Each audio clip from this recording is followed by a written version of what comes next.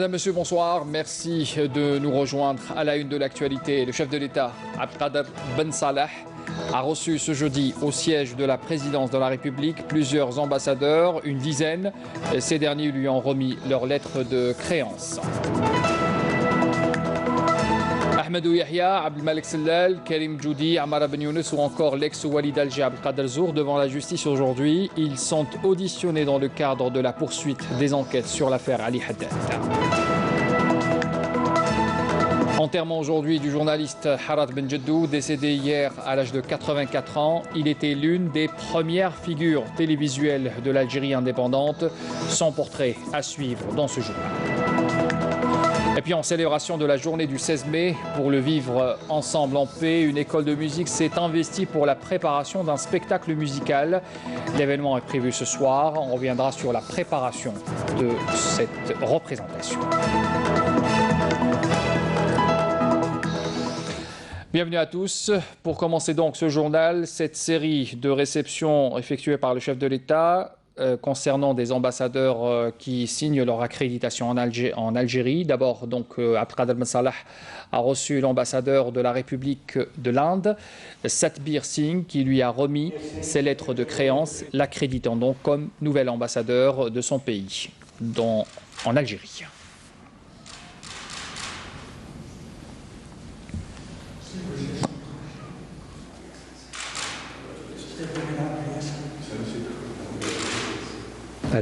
L'Inde et l'Algérie sont liés par plusieurs relations de coopération et dans de divers stratégiques secteurs tels que l'économie, le commerce, mais également dans le domaine de la culture et de l'éducation.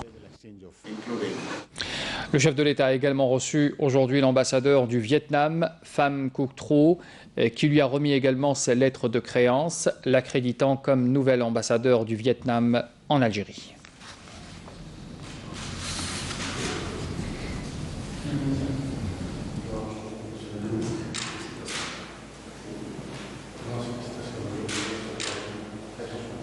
Le Vietnam et l'Algérie, nos deux pays, entretiennent des relations d'amitié traditionnelles de longue date. Cela est reflété surtout par les multiples échanges de délégations à tous les niveaux entre nos deux pays. Abdelkader Ben Salah a reçu également l'ambassadeur de la République populaire du Bangladesh, Mohamed Abdi Yahya, qui lui a remis également ses lettres de créance.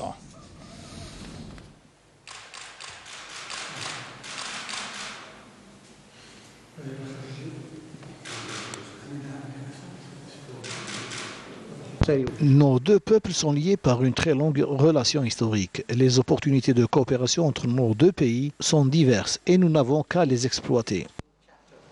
Le chef de l'État a également reçu aujourd'hui l'ambassadeur du Royaume du Maroc, Lahsen Abdelkhalek, qui lui a remis ses lettres de créance, l'accréditant comme nouvel ambassadeur du Maroc en Algérie.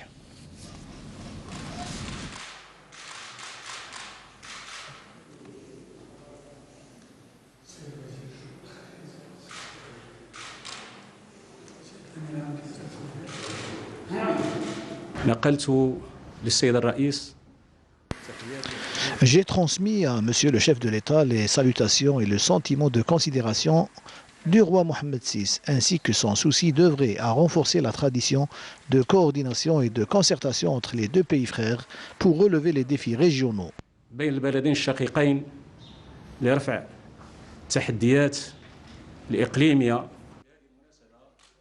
Le chef de l'État, Abdelkader Ben Salah, a par ailleurs reçu l'ambassadeur de la République du Yémen, Ali Mohamed Alwi Abdallah Al-Yazidi, qui lui a remis ses lettres de créance.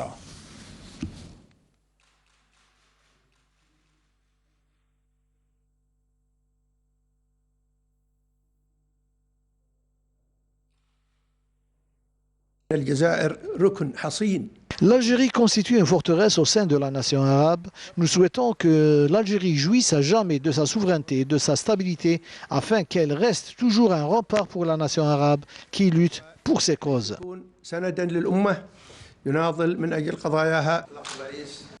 Puis ce jeudi, le chef de l'État a également reçu l'ambassadeur de la Namibie, Badulini Kaino Shishanj, et qui a remis ses lettres de créance l'accréditant comme ambassadeur en Algérie.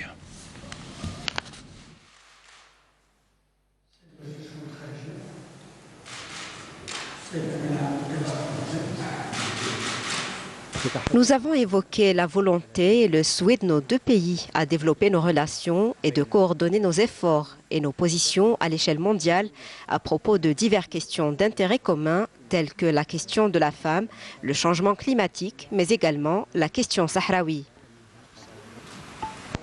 Le chef de l'État, Abdelkader Ben Salah, a reçu aussi l'ambassadeur de la République du Bénin, Ourougabe Ourou Sebo.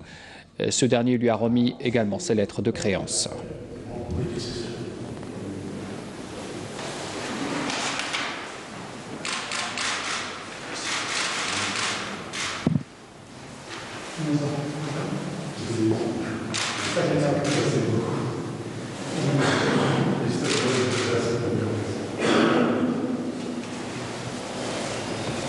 Et ça a été aussi l'occasion pour moi de rencontrer le président de la République, avec qui nous avons eu des entretiens très fructueux qui promettent un meilleur avenir pour les relations entre le Bénin et la République de l'Algérie. Le chef de l'État a également reçu les lettres de créance de l'ambassadeur de Serbie en Algérie, Alexander Jankovic. Ce dernier a été reçu également ce matin pour cette réception en compagnie du chef de l'État.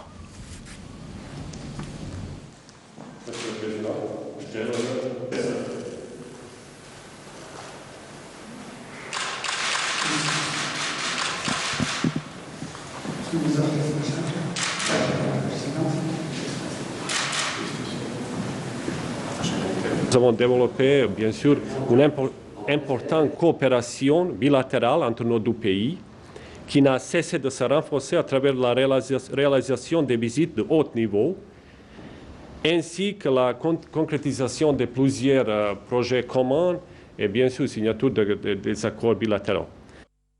Toujours dans le cadre de ces mêmes audiences, Abdelkader Ben Salah a reçu également aujourd'hui l'ambassadeur de la République française, Xavier Drioncourt. Ce dernier lui a remis également ses lettres de créance, l'accréditant comme ambassadeur de la France en Algérie.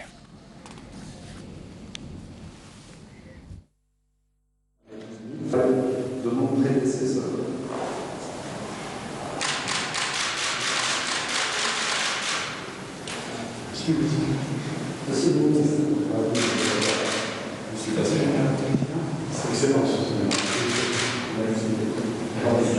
Le peuple français est impressionné par la maturité politique du peuple, du grand peuple algérien, et que bien évidemment la France, comme d'autres pays européens, suit avec beaucoup de respect tout ce qui se passe en Algérie, sans porter un jugement et sans aucune volonté d'ingérence dans les affaires. Puis le chef de l'État a enfin reçu l'ambassadeur de la République de Guinée-Bissau, Pedro Maria Mendes Costa, qui lui a remis également ses lettres de créance, l'accréditant comme ambassadeur de son pays en Algérie.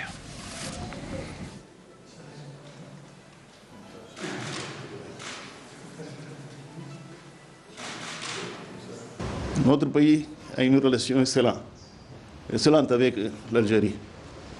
Avec l'effort communautaire de côté, nous pensons qu'on va avancer encore pour consolider des relations existantes entre nos deux pays.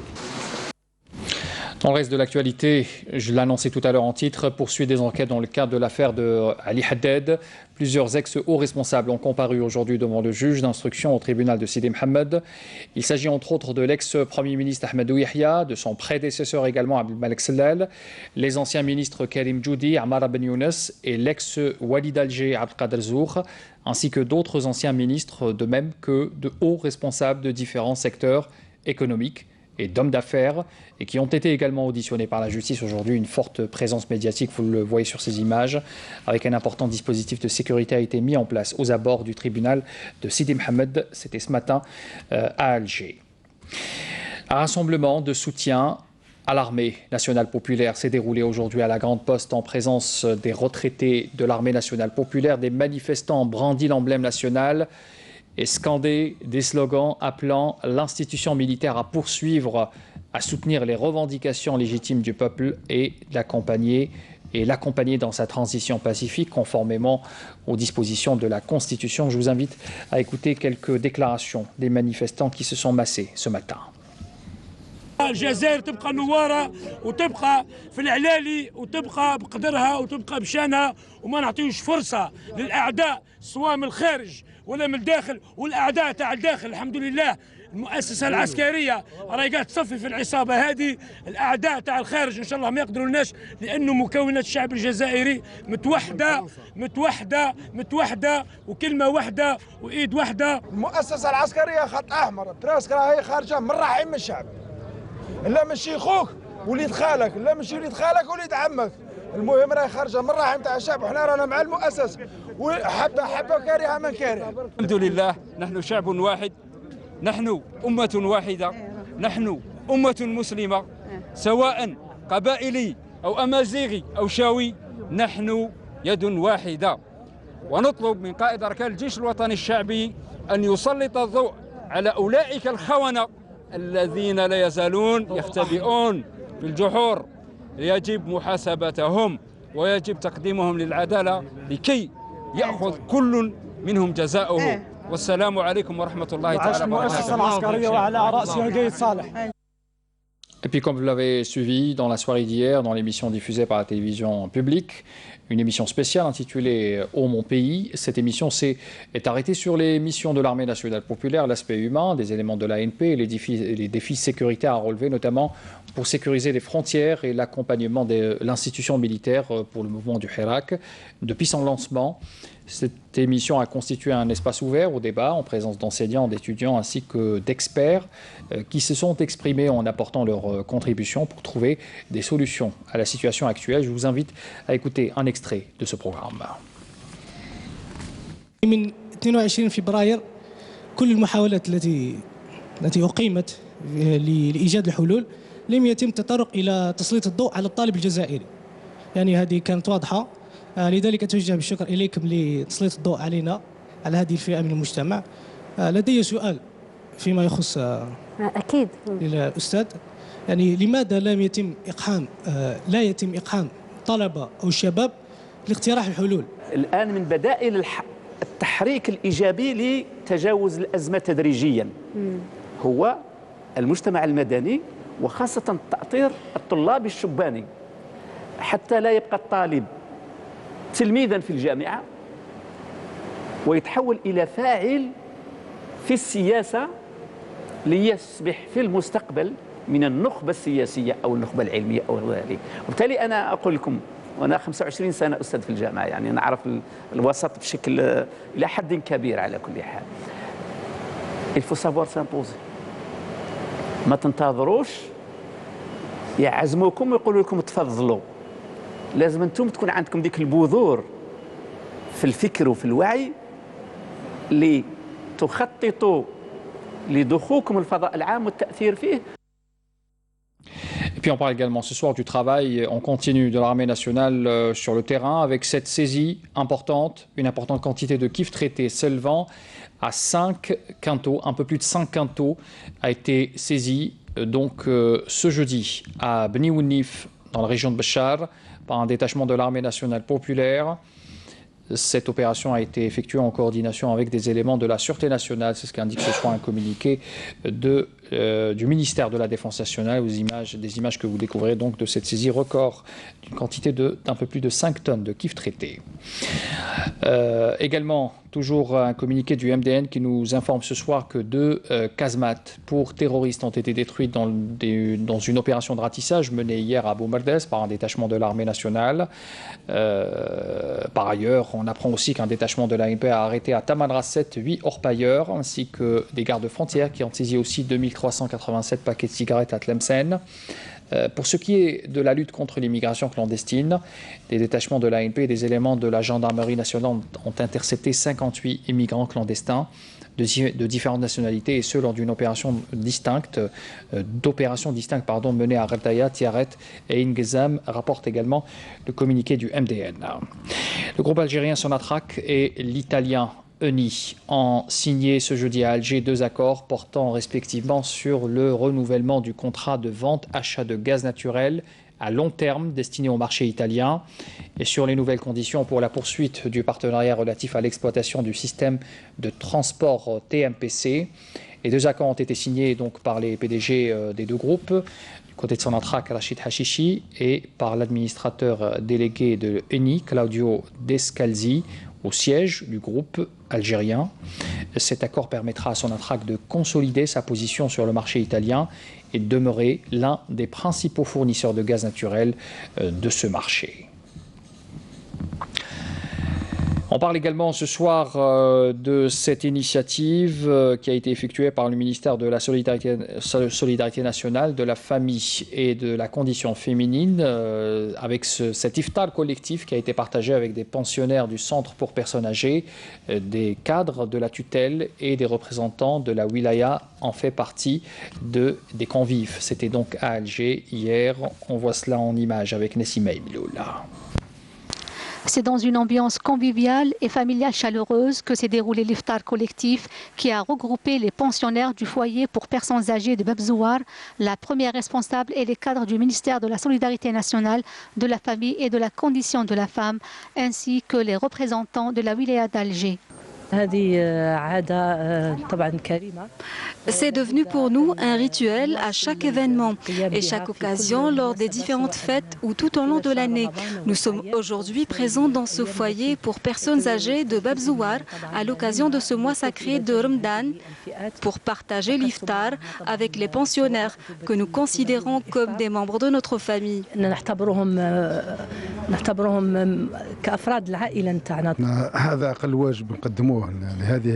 C'est pour nous un devoir de venir rendre visite à ces personnes vulnérables résidant du centre de Bab Zouar en compagnie de Madame la ministre de la Solidarité et de partager leur dîner en ce mois sacré de Ramadan. Nous rendrons visite aux autres pensionnaires des autres centres dans les prochains jours.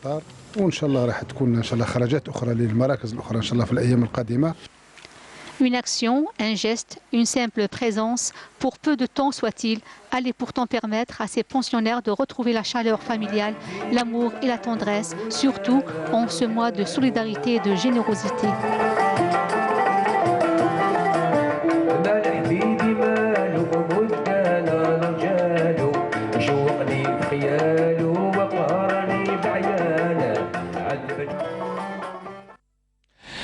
On parle également ce soir de cette grande panique qui a saisi ces derniers jours les agriculteurs de Constantine. Ces derniers ont appréhendé le risque de perdre leur récolte de lentilles pour cause une maladie qu'ils disent ne pas connaître. En attendant les résultats du laboratoire, les fellahs prennent leur mal en patience. Reportage Nordin Ben Absa, le récit de Badia Amarni. Certaines parties de ces champs ont vu leur couleur verte se transformer en jaune. Certaines plantes de lentilles cultivées ici sont chétives et devenues jaunes, ce qui a provoqué la panique chez les agriculteurs.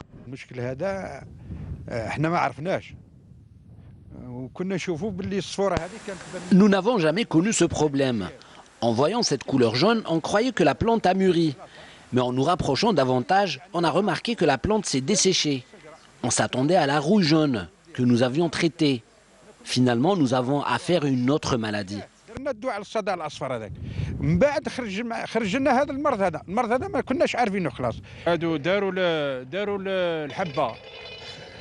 Ces plantes ont vu pousser leurs graines. Subitement, elles ont péri.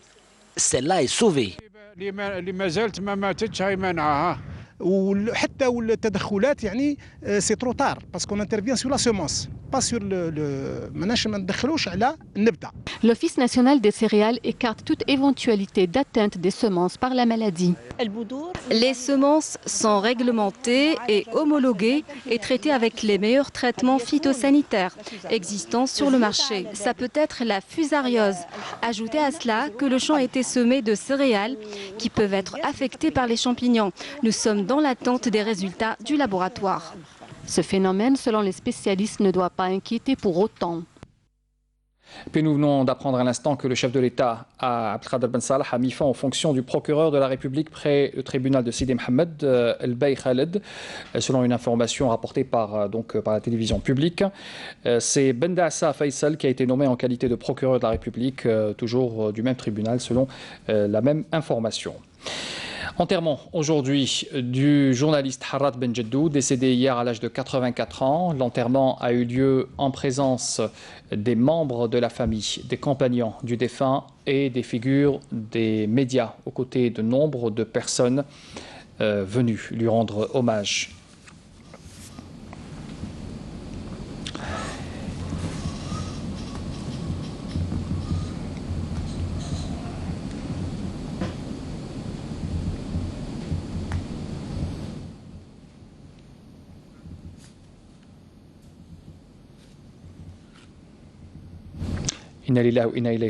Harat Benjeddou, il était l'une des premières figures télévisuelles de l'Algérie indépendante. Journaliste, présentateur du journal télévisé, il aura marqué, lui et son compagnon, l'âge d'or de la RTA. Son portrait dressé ce soir par Amir Nebesh. Son nom a brillé dans le début des années 70, au temps de la télévision en noir et blanc. Pionnier de la présentation et de l'animation à la télévision nationale, Harat Benjeddou avait consacré l'essentiel de sa vie à sa patrie. Enfant de la ville de Tébessa, il étudiera le Coran, puis va rejoindre l'école primaire dans la même ville. Privé comme tous les écoliers algériens de l'époque d'une scolarité normale, une enfance bouleversée par un colonialisme ravageur, pauvreté, misère et dureté de la vie n'ont pas empêché le jeune Harat de lire et d'écrire et de chercher le savoir. Il va d'ailleurs vite rejoindre la ville de Constantine où il intégra l'Institut de Bembedis et il va se rendre à l'université Zeytouna en Tunisie. En 1956, au mois de mai plus exactement, l'Union générale des étudiants musulmans algériens lance un appel de grève illimité pour appuyer et se solidariser avec l'ALN et le FLN et participer ainsi à la lutte de libération nationale. Harat Benjeddou fait partie des premiers à avoir rejoint le front avec des centaines d'autres étudiantes et étudiants. Du combat armé à celui de la plume et du micro. Il va être celui qui allait lancer des appels à travers la lecture de communiqués du FLN sur les ondes de la radio de la Révolution. Et c'est comme ça que l'aventure de la télévision avait commencé pour Benjeddou Harat, le premier présentateur du journal télévisé de la télévision et la radio nationale algérienne libérée. Un parcours professionnel des plus extraordinaires et atypiques qu'a connu Harat Benjeddou. Il sera directeur général début des années 80 de la télévision nationale, puis directeur de l'agence presse algérienne en Tunisie, puis conseiller au ministère de la Communication. Le défunt restera comme un symbole de courage et de la voie de la liberté. Puis en célébration de la journée du 16 mai pour le vivre ensemble, en paix, une école de musique à Alger s'est investie pour la préparation d'un spectacle musical. Siem Knouch avait suivi les répétitions il y a quelques jours. Le spectacle, lui, sera présenté ce soir. Reportage. Du rythme et du son, tout indique que nous sommes dans une école de musique, ici, dans la périphérie d'Alger. Le professeur est une dame. Elle s'appelle Wiem.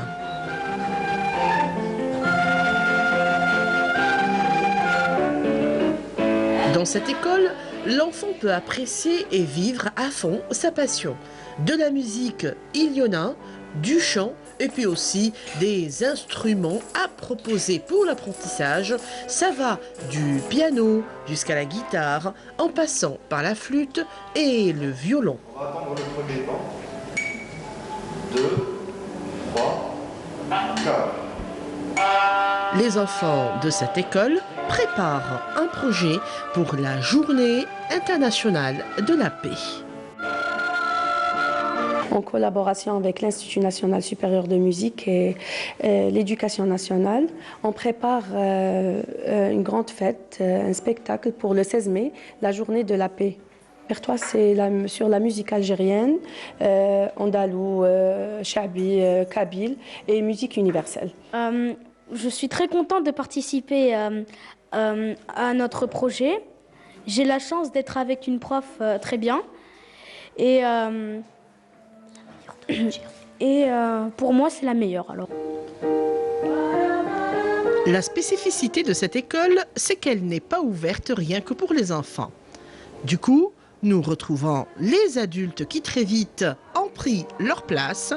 Un cours de chant pour ces messieurs-dames.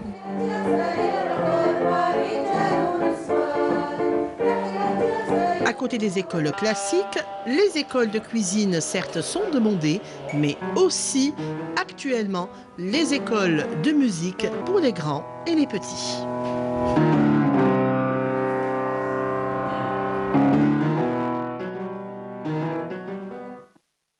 Et voilà, avant de vous quitter, une dernière information. Le chef de l'État a également mis fin aujourd'hui aux fonctions du directeur général de l'Office central de la répression de la corruption Mohamed Mokhtar Rahmani.